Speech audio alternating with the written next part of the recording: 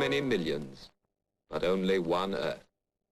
Each man's need is that of his neighbor, for all there is to share is the wealth of the world.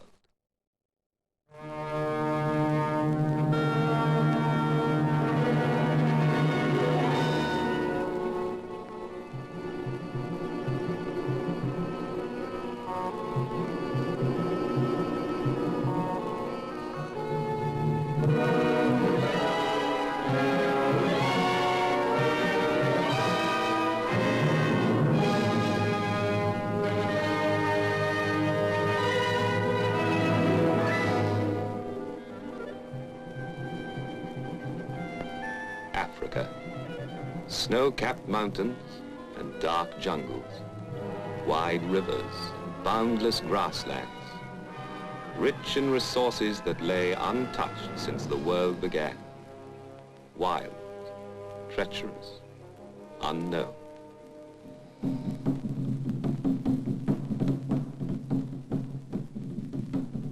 A land of dark and primitive contrast, plenty and scarcity, richness and poverty.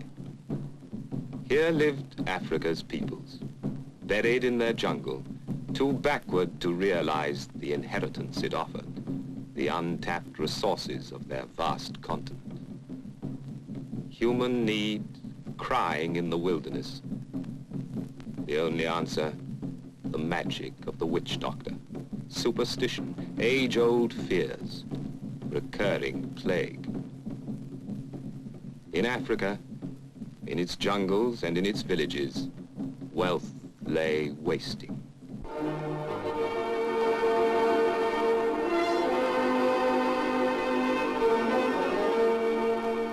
In the 19th century came the first stirrings of great change.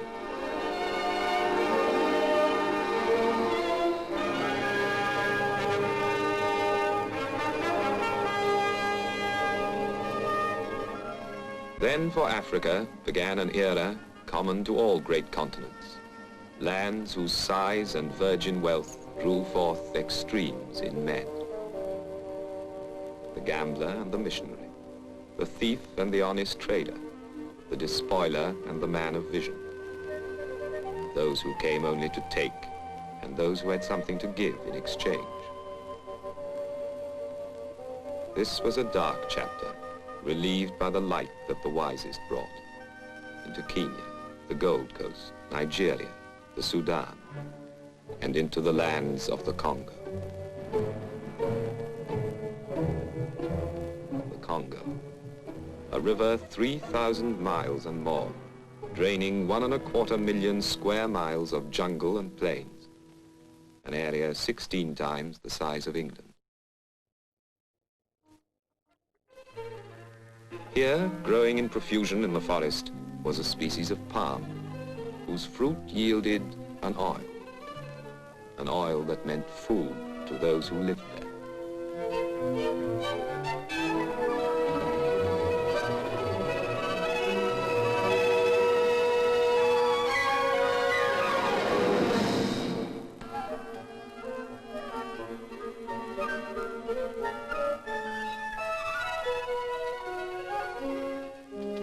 Once to obtain the oil from the fruit, my people knew no other method than the one, old and primitive.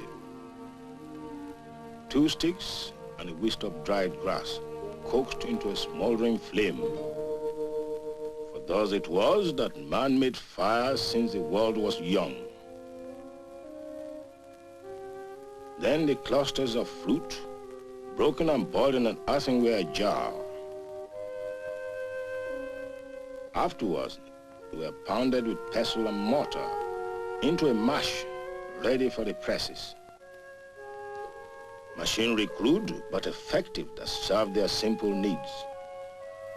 For out of the press, after much twisting and squeezing, dripped a rich oil, the hidden wealth of a backward people that was soon to be wealth for the world.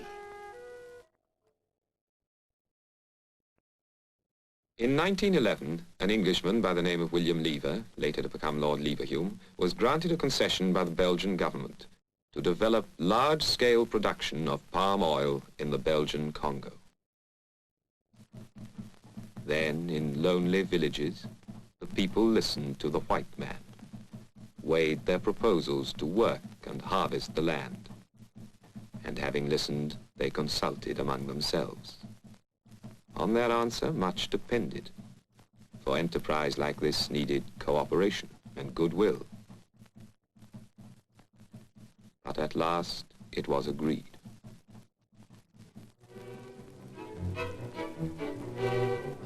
I remember how we built our first mill, 900 miles upstream, deep in the jungle.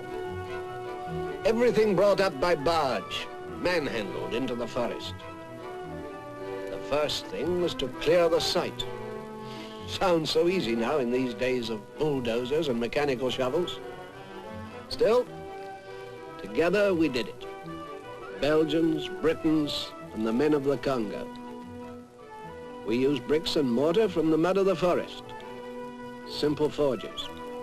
Methods and tools evolved or adapted by a little ingenuity on the spot. Yes, it was pioneering, all right. Improvisation, tears, and sweat.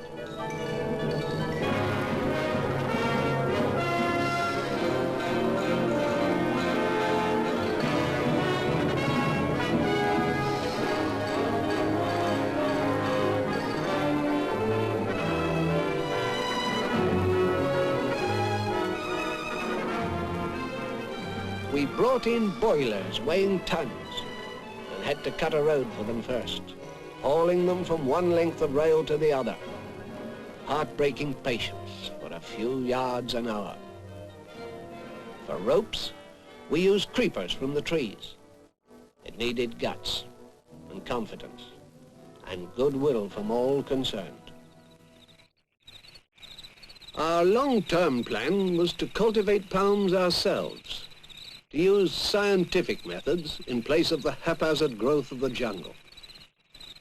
But at first, we were dependent upon the wild fruit the people could gather. To our markets, set up in the villages, they came in from far and wide. For many, this was their first contact with the outside world. It was strange enough for us, but it was doubly strange for them. And they little thought or even guessed of the great changes that were to come.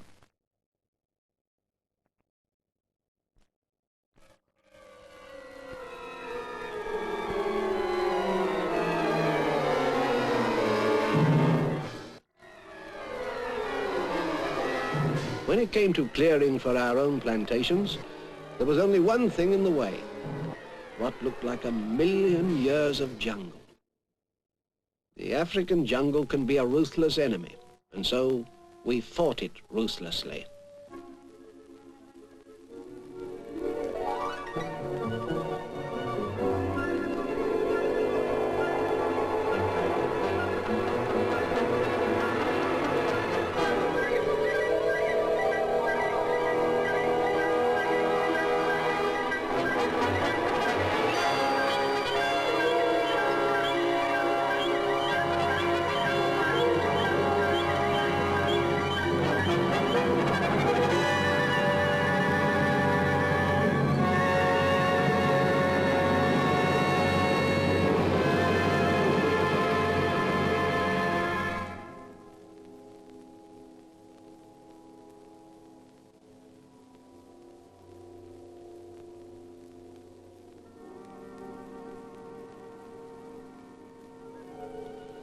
When it was all over, we'd still find many of those great tree trunks undestroyed.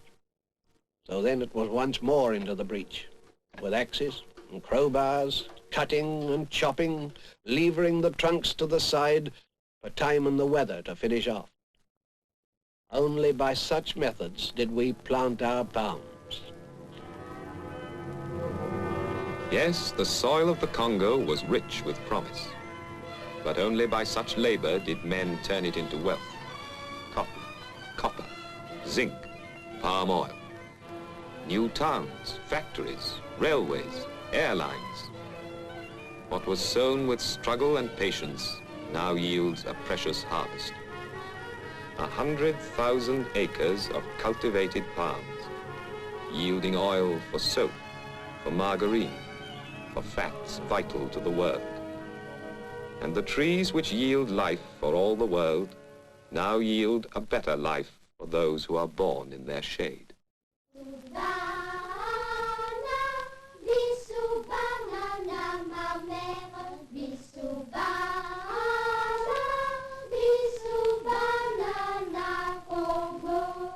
Yes, in the Congo, other seeds have taken root. Seeds that can one day reach a full maturity and yield another form of wealth that lies in human souls and sinews.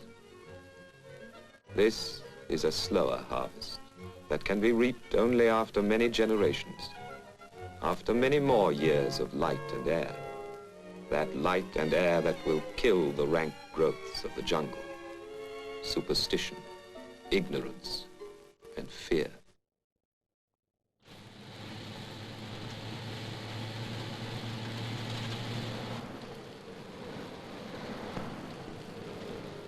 To work on our plantations in the Congo, people come in from far and wide, many of them from pretty remote and backward villages.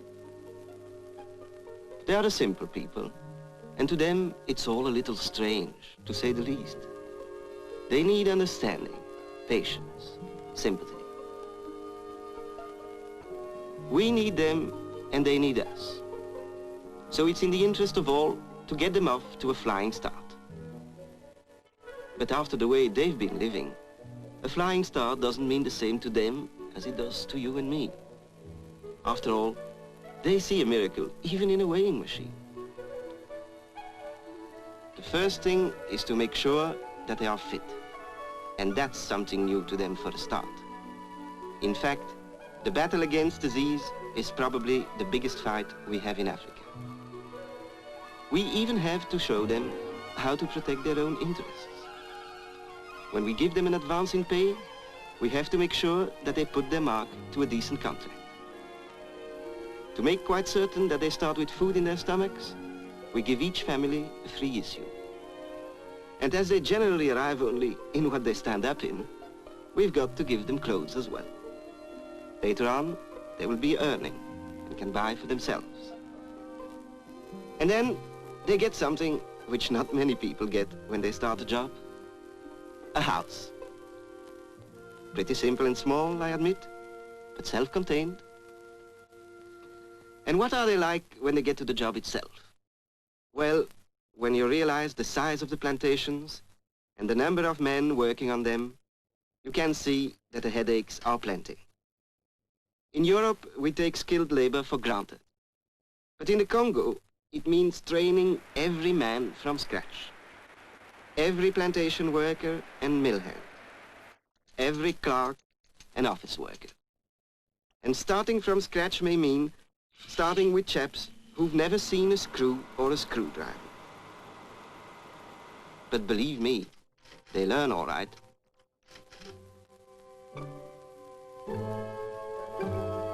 Yes, we learn.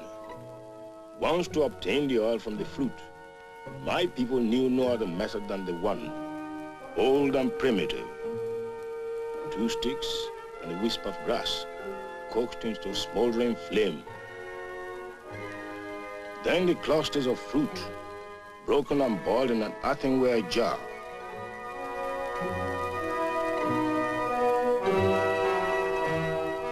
Afterwards, they were pounded with pestle and mortar into a mash ready for the presses.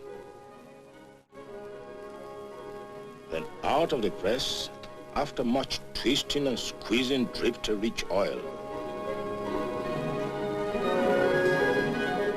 Oil from the trees of the Congo, but oil now in quantities undreamt of, thousands of tons a year. This was the wealth of a backward people, now become wealth for the world.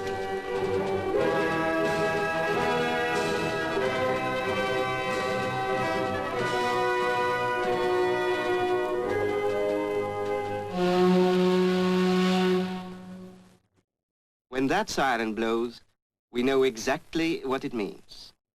It's the world outside calling for more of what the Congo can give.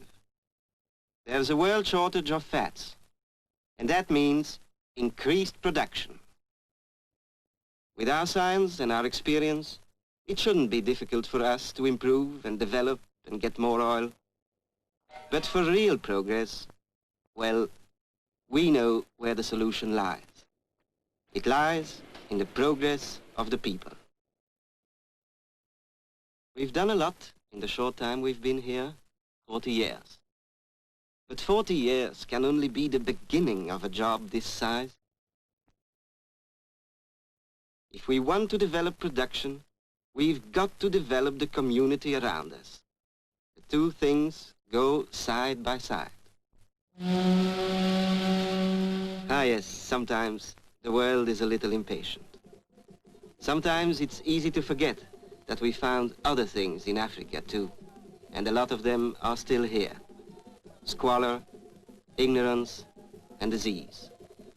And such things by their nature have got to be tackled wherever you find them. We know what Africa can do for the world. Out here, you can see around you what the world can do for Africa.